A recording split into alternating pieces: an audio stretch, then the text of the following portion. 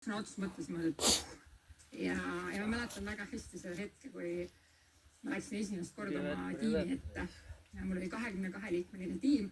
Nad kõik olid kogenumad kui mina. Kell on kuskil 3:30. Jah, vanemad kui mina.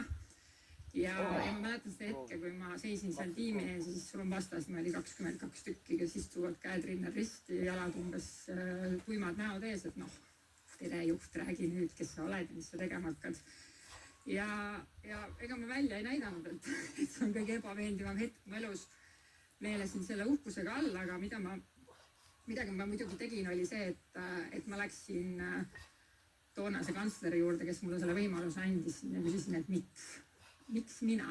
Et tegelikult oli väga suur osakond, väga palju erinevaid inimesi, palju kogenumaid kui mina.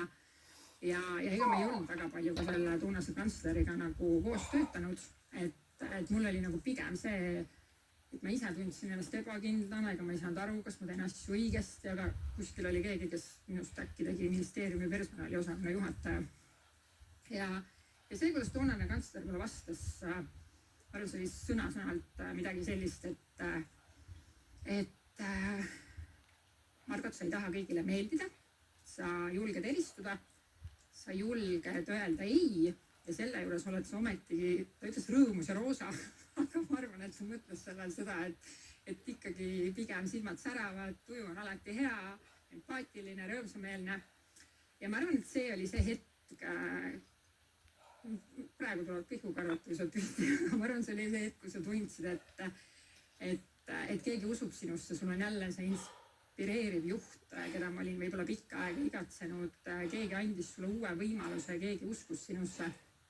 Ja ma arvan, et see oli ka see hetk, kus ma nagu teadlikult oma personalijuhi karjääris hakkasin nagu valima asju, mida ma tegema pean ja mida ma teha tahan. Ja kui tulla selle minu juurte ja tiibade teooria juurde tagasi, siis ma arvan, see oli esimene see kord, kus ma nagu teadlikult hakkasin neid tiibu endale kasvatama. Aga nagu iga hea asi saab üks kord otsa, kantsler vahetus, tuli uus. Loomulikult on igal uuel tippjuhil võimalik oma tiim valida.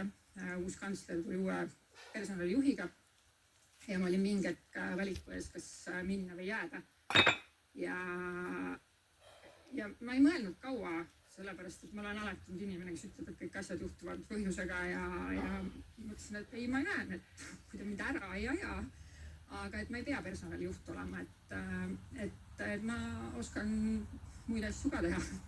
Ja tegelikult võtsin vastu uue väljakutse, haarasin kinni uuest võimalusest ja minust sai tegelikult juhuste tahtel üldse IT-projektijuht ja peakasutaja toonasele HTML siseveebile, sest see koht oli vaja täita ja mina olin see ja ma arvan, et see periood oli üliäge aeg minu ministeeriumi karjääris ja ma tegelikult ühelt poolt tegin nagu kannapöörde ja teiselt poolt jäin ikkagi personalivaldkonda ja olin ikkagi nende inimestega seotud.